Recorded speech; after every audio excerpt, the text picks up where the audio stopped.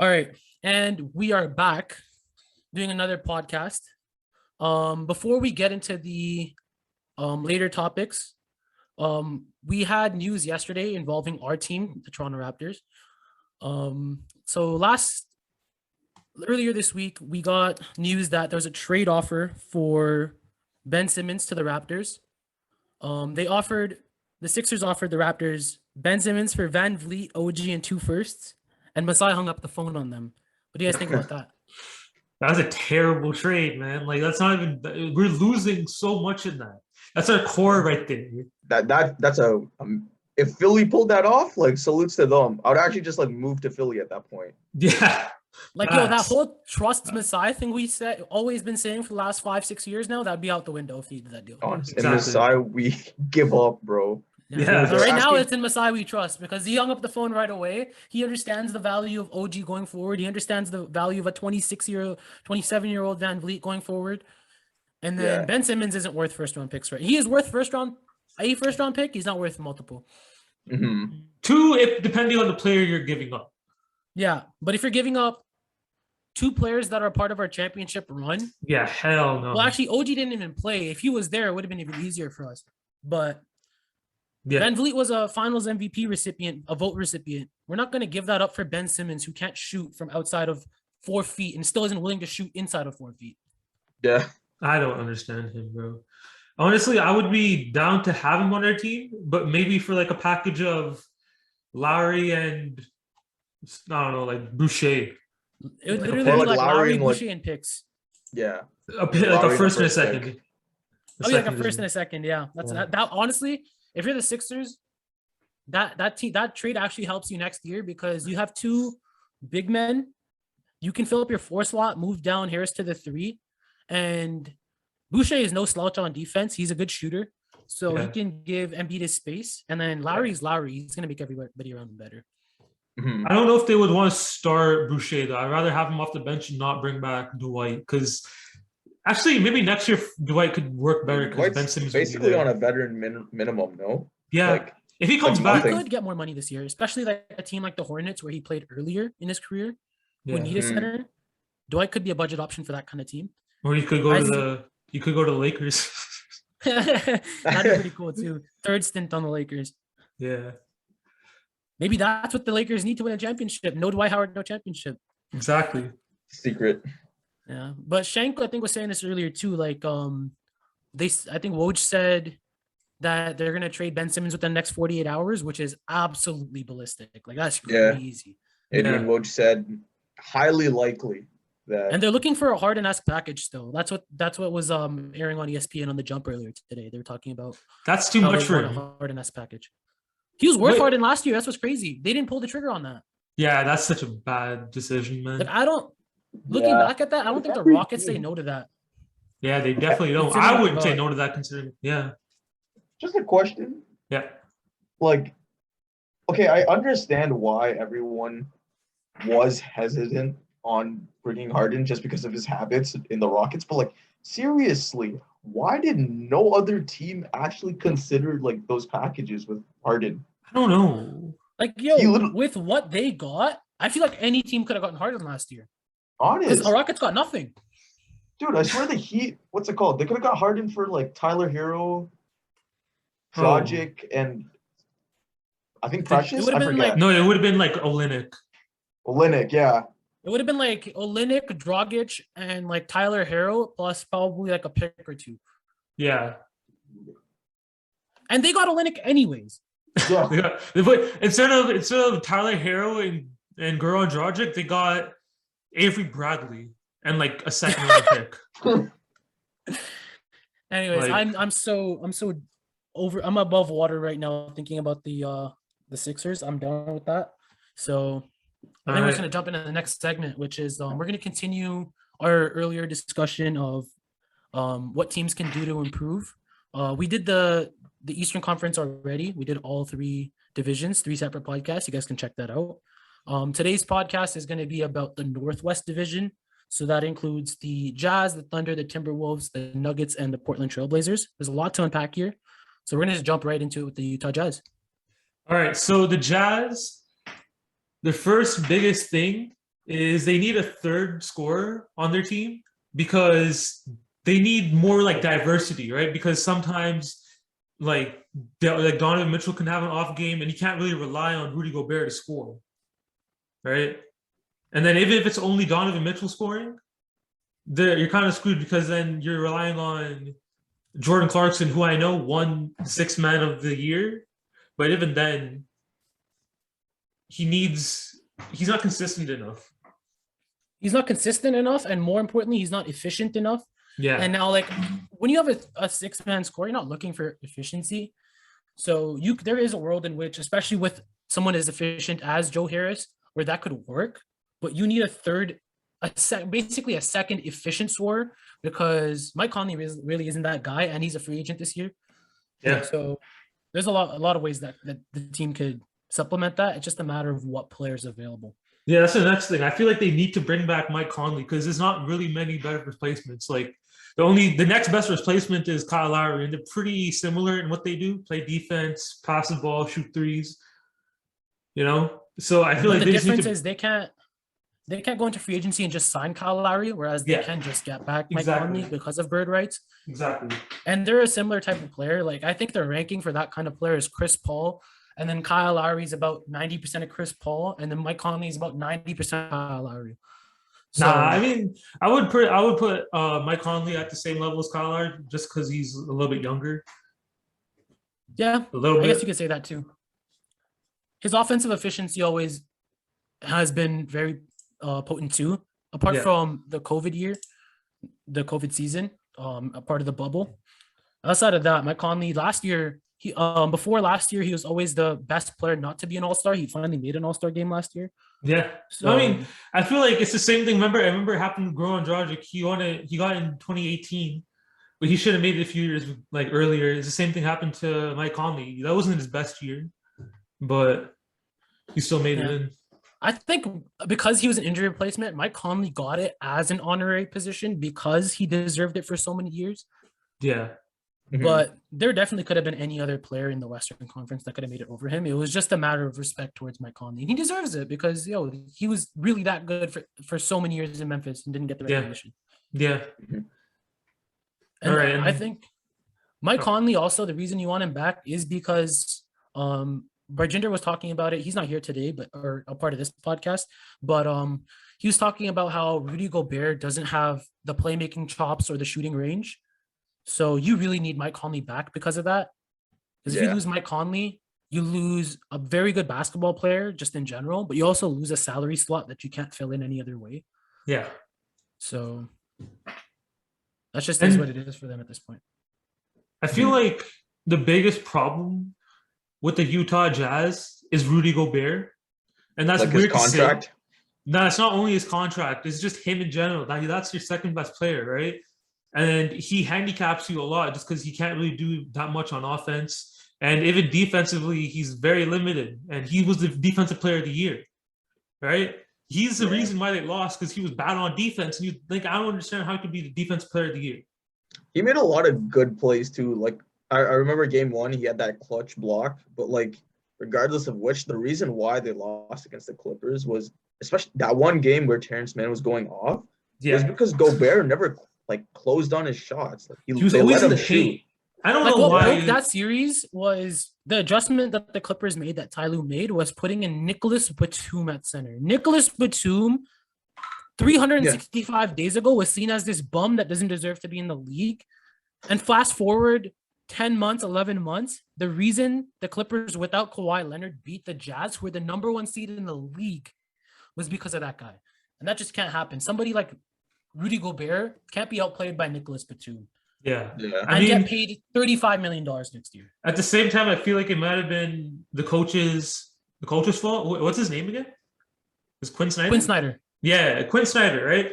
I feel like he should have made that adjustment, put Bogdanovich at center, right? I feel like that would make a big difference, and that potentially they could have won the series.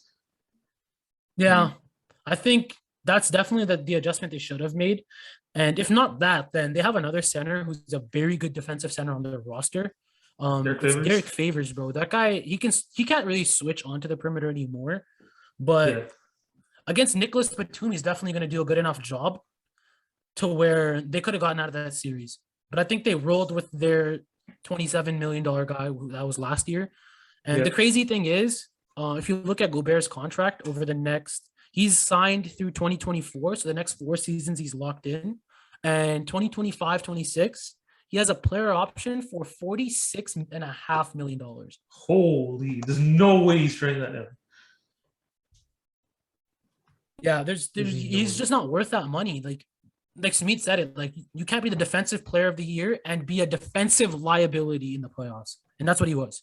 Yeah. This isn't the 1990s.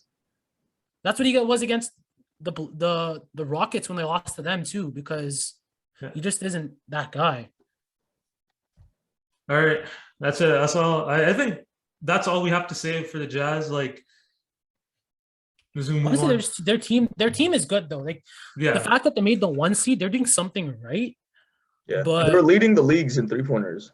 Yeah. They led the league in 3-point percentage and makes, which is absolutely astounding. Yeah. But when the playoffs started, that went to shit. Yeah. The next team in this division is the OKC Thunder, and this is a very interesting one because it can go a lot of ways. I think the best way for them to go, personally, would be to rebuild. What do you guys think about them? Just to stick to the rebuild. Oh yeah, they're on the best course they could possibly be on. Yeah, they're like they could try to find trades with their assets and make a team for now, but to be honest, like I know they have Kemba Walker, but they're probably going to trade him for more assets. For sure. They just seem like they're in that rebuild phase, and they have a really solid young core. Shai Gilgeous-Alexander, Lou Dort, and even like what's his name? Pokashevsky. Like these are all like that guy is crazy, man. Like I feel like his potential is pretty high, but at the same time he could be a flop. So I mean he wouldn't really be a flop, like a bust, because he wasn't drafted high, but still. He showed a lot of promise though, like from his highlights.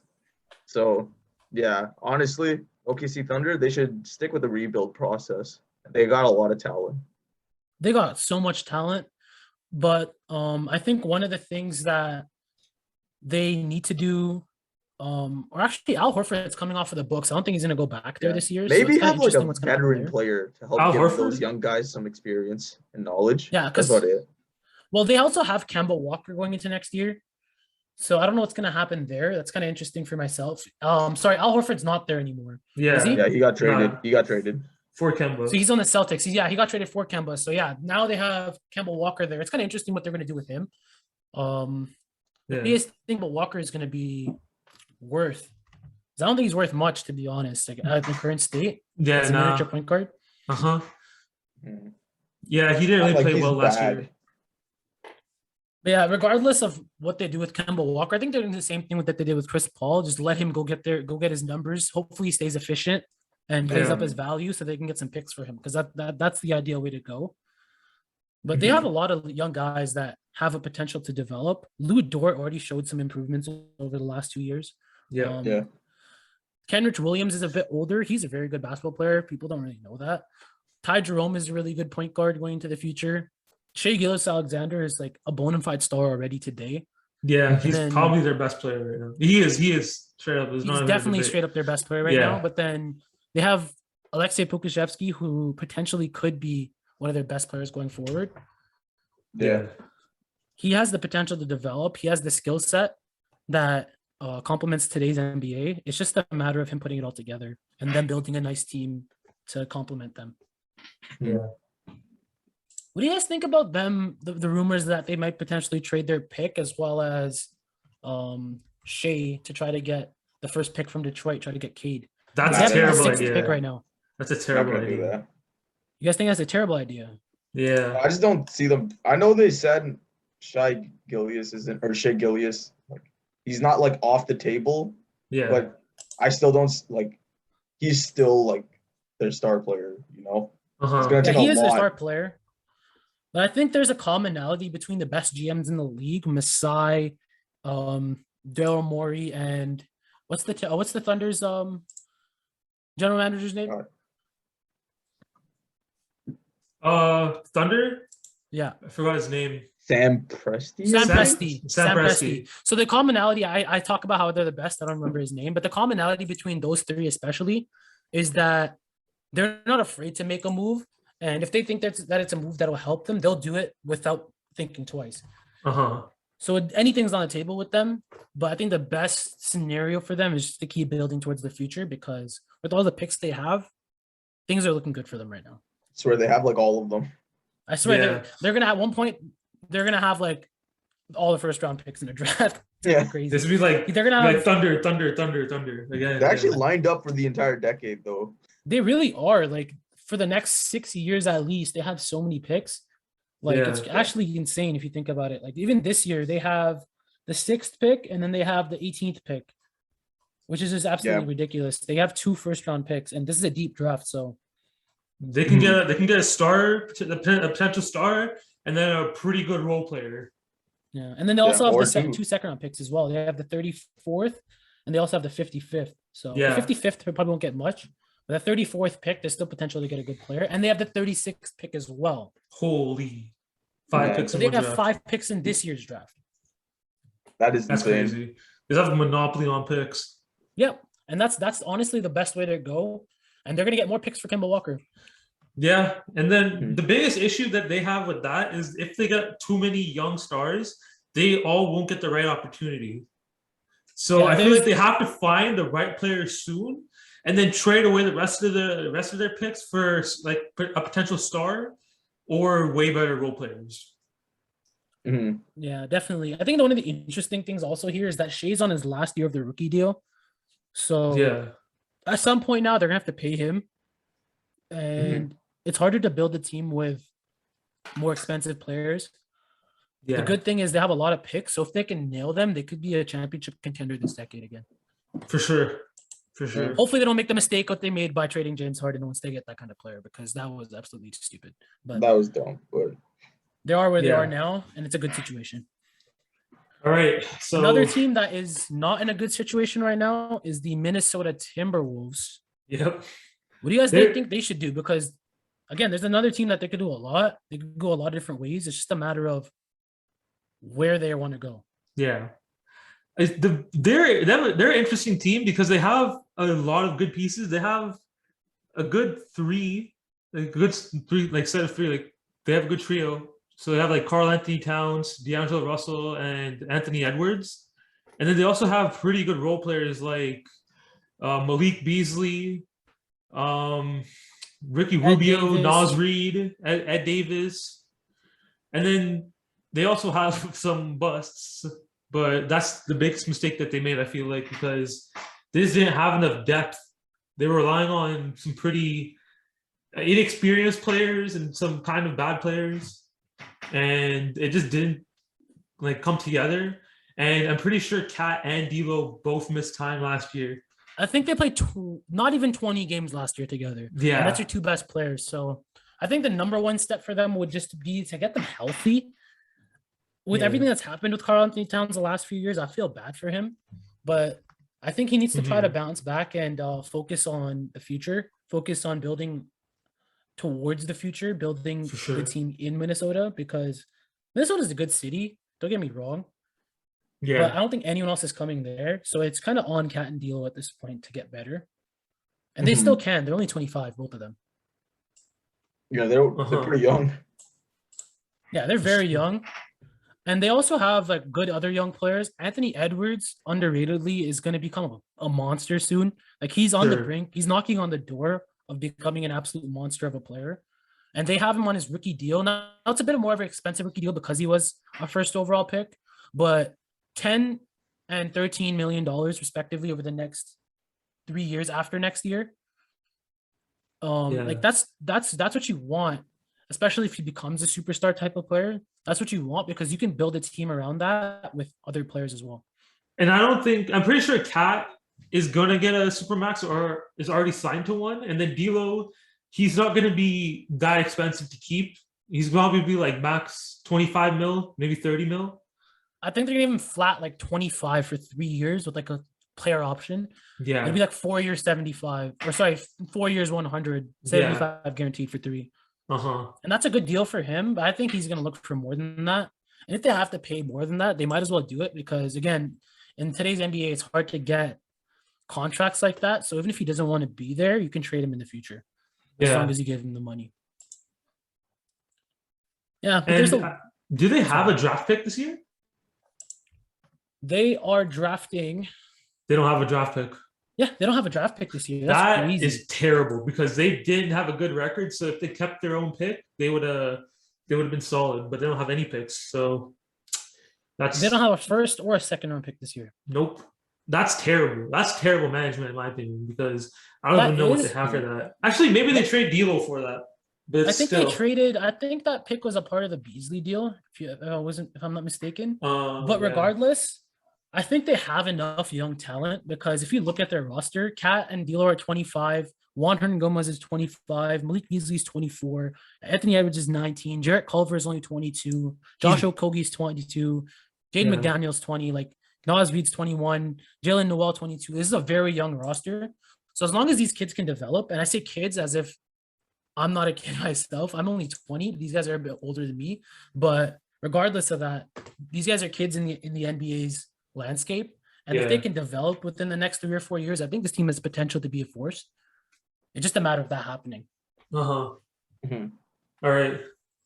One team that did have young players at one point who did all develop is the Denver Nuggets. So for the Denver Nuggets, they're a pretty complete team in my opinion. If only they kept Torrey Craig, they wouldn't need another wing, but now with the current landscape of their roster, they do need another wing on their team, and they need to bring back Austin Rivers as well because he complements the team, and he's going to be probably a cheap point guard. And veteran point guards are hard to get at a lower dollar figure, so bringing him back would only be a positive. Yeah. That being said, I think if they can just stay healthy and play up their value of Jamal Murray and Michael Porter Jr., they have a potential to make a trade at some point for somebody good. They were linked with Bradley Beal for a while, but so has everybody else. So I don't really read too much into that. Yeah.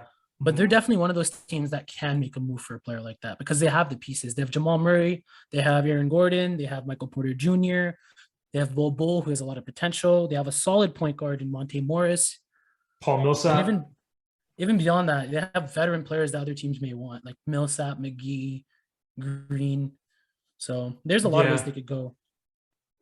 The biggest thing is Jamal Murray's health and Michael Porter Jr. and Michael Porter Jr.'s development is also extremely important because he can be their second option. And I feel like as second option, Michael Porter Jr. is better than Jamal Murray.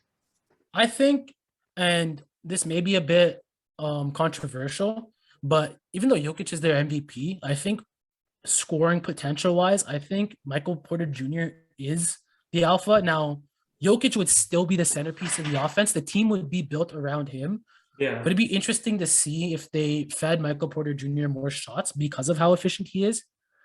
And honestly, Jokic is such an unselfish player as it is. I don't think he minds giving up shots for somebody like that, especially because in the playoffs without Jamal Murray, the Porter and Jokic dynamic was very cool to see. And it was very hard. It's pretty inconsistent as well, though. It's pretty inconsistent. They also played against a terrible defensive team in the Portland Trailblazers. Yeah. So you can't really read too much into that. But there is potential there, especially because Porter is so tall and lanky. You can get a shot over anybody. Yeah. But Porter's another one of those guys where his rookie scale contract, he's on the last year of it because he missed his rookie year. He's been playing there for the last 2 years, but he was drafted 3 years ago. Yeah. So this next year, he's only under contract for $5 million. I think next year, is there any year for them to make a finals push, it would be next year because after that, you have to give Porter whatever he wants because he is that good. I don't think this year's going to be a year for them to win the championship. I don't think it's going to be a year for them to win the championship, but if Jamal Murray can dark horse, they're definitely a dark horse. And the key to that is Jamal Murray's health. Now, I think he will be healthy by the time the playoffs come around. And if he can give them a bubble-like performance, if he can give them 80% of what he did in the bubble, they have a very good chance to make the finals. For sure. He was going off in the bubble, man. Yeah.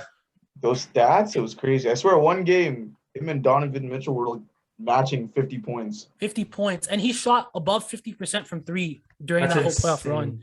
Absolutely scintillating. Like, Oh, I've never God. seen somebody like I've seen Stephen Curry, I've seen Damian Lillard, I've seen so many of these all-time great shooters, and none of them shot 54% from three in the playoffs.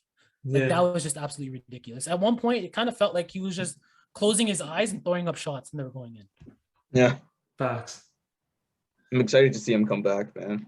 Yeah, definitely.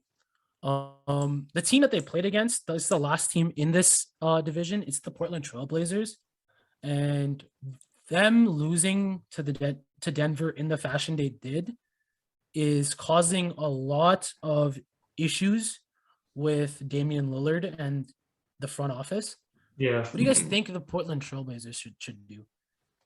I feel like Oh, man. first of all they have to split up CJ and Dame one way or another, and I feel like that's by trading away CJ because he's that kind of scorer that can't really finish. So he's like a 2-level scorer. Actually, he can really finish, but he has no defense. So it Yeah, really neither of them handicaps you. do. Yeah, but They're Yeah. both he's 6'2" guards that can't defend, so it's kind of a dynamic where like they'll give them 70, which they didn't even do. It was more like Dame giving them 50 or 40, and then McCollum gave them nothing in the playoffs. He really, really struggled. yeah. So if CJ's not going to put buckets, then and he's not going to give you anything on defense, then there's no point of having him. He got outplayed by Austin Rivers in the playoffs. Yeah. Yeah. I feel like a good player for them to trade for could be Ben Simmons because he gives them pretty much the complete opposite of CJ McCollum. That Interestingly gives them enough. exactly what they need. It's just a matter of how him and Nurkic would work.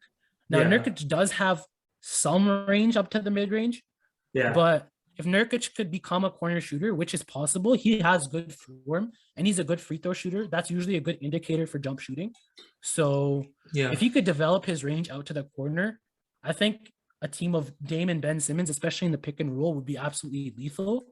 And that's one of the trades that also makes sense for the Sixers, as we were talking about in an earlier podcast, Yeah. because then Joel Embiid gets like an on-ball primary ball handler scorer, and both teams, because today's NBA is all about the pick and roll, both teams would have a pick and roll duo that would be very potent. Yeah. I feel like another thing the Blazers need is a backup point guard. Because Anthony Simons, he's a good shooter, but he He's can't good. he can't run it like pick and rolls like that. He's not the right playmaker that you need. Because for the time that Dame's out, it's usually CJ. But if they get rid of CJ, then they'll need someone else to take his spot. They need like a off the TJ bench. McConnell type just to back up Dame. Yeah. Somebody that can run pick and roll for 12 minutes a game and just give you solid, consistent play without making mistakes. That's why a team like the Nuggets with Monte Morris, that's the perfect kind of point guard to back up your stars, because he's not going to give you 40 or 30 or even 20, but he's not going to turn the ball over, and he's going to make sure you get up a shot, and a good one at that.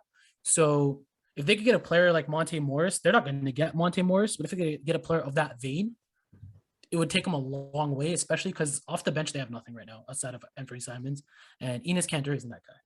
Yeah, like he's good off the bench in the regular season. You can't even start him in the regular season, but off the bench in the regular season he's fine. But after that, in the playoffs, you cannot play him. Yeah, and that's just kind of the same thing with Nurkic right now. Like Nurkic was a monster before his injury, but since he came back, he hasn't been the same. He looks like a step slow. He doesn't have the offensive like bag that he used to have. The shoulder, the over the shoulder hook shots, finishing in pick and rolls, hitting some mid ranges. Like I think he needs to try to get back to the player he was before the injury, because that complemented Damian Lillard very well. Sure. And honestly, him struggling is kind of what affected CJ McCollum's ability to score, because you don't have to guard that guy sometimes. One guy that you always have to guard is my favorite player, Carmelo Anthony. It's interesting what's going to happen with him. I feel like he's going to stay there. I think because they were loyal to him, or not even loyal to him, they gave him the shot, and then they were loyal to him afterwards, bringing him back. I think he's going to stay there, stay loyal to them, and finish his career there. Yeah. And like Melo, honestly, is exactly what you need off the bench, because you're not really looking for a defensive player. But Melo is one of those guys where, especially in a nut crunching playoff situation, like Melo's 37, he's been there his whole life, and on any given night, it's not out of this world to like see him get 25 or 30 points and put you over the top, even at that age. Yeah. Because Melo catches fire sometimes. Yeah. I feel like Robert Covington's also one of their key pieces. He's obviously not like a scorer. He's their best defender, right? He's their best defender. And if they were to trade CJ for Ben Simmons and Nurkic could get his foot speed back, they have a lot of defenders on this team. Norman Powell, their lineup would be Dame, Norman Powell, Rocco, Ben Simmons, and Nurkic. And I think that's a very dominant lineup as long as you get that backup point guard. Yeah. Especially because you do have Anthony Simons off the bench. You do have Zach Collins and Derrick Jones Jr. And then you have other pieces. You have TJ Leaf, who's really good at times. You have Rondae Hollis Jefferson, Hustle Jefferson, who gave us a lot when he was on the Raptors. So you have the pieces, especially defensively. It's a matter of, especially because they changed their coach. They got Chauncey Billups in there. If they can get some good defensive schemes and a backup point guard, I think they could be right back in the Western Conference Finals next year. For sure. Yeah. I think we've unpacked everything, right? I don't think there's much more really to say. That's it. All right. Yeah. I'm gonna before we close this out, I'm just gonna say one more thing. Sixers, get your shit together. Because Ben Simmons isn't worth as much as you think. For sure. It's been real. You guys have a good night. Yeah. Get out of my face. What is this shit, bro? What the? Yo, cut out my random yee at the end. Yeah, I do. I always do. Also, cut out where I said, "What do you guys think?" and just go straight into me talking about them. Yeah, the, in the middle of the dude, when you asked about the Nuggets, I thought you were asking like Sumeet. I just wanted you guys to spitball a little bit before I started talking about them, but I thought you. I just didn't get the memo. That's why. That's my fault. It's my fault. That's completely on me, especially because I didn't write down whose team that was, and I forgot that was my team. No, the other team. I think the other team was Shank's team, but he didn't do it. You did, and then I was like, okay, this one's gonna be Shank's. So then I didn't say anything because I thought Shank was. Honestly, I went really good though because we all talked about everything. Yeah. Mm-hmm. It wasn't like your team, my team, and no one said this was my team. I think we just kind of talked about it. That was my biggest thing. That's perfect. I think this was one of our best ones out of the bunch so far. Yeah, a little more. All right. Hey guys, thanks for tuning into today's pod. Shout out to Kaiser Draws for the logo and YouTube banner, and huge shout out to Vic.Ash for the music. Links to the pages will be in the description below. Once again, thanks for listening. Like, comment, and subscribe for more YouTube content.